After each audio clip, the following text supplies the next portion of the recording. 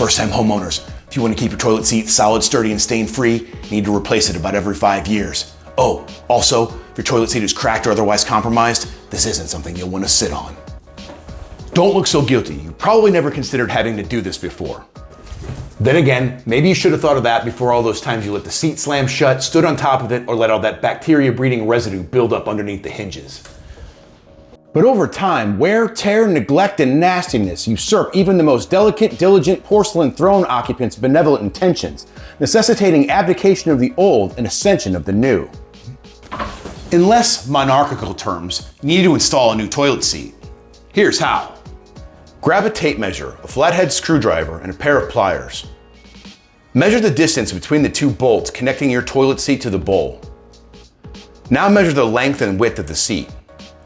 Purchase a new seat of compatible dimensions. Flip up the plastic covers over the bolts.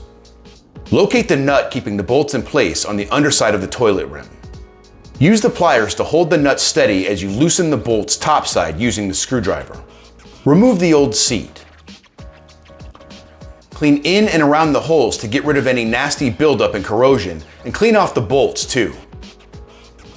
Position the new toilet seat so that the holes in the toilet rim are lined up with the holes in the seat attachment points.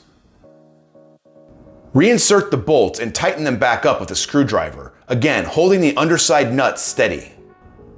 Take care not to over-tighten the bolts, as you could easily crack your toilet or break the bolts. Snap the plastic caps back into place. Check your work.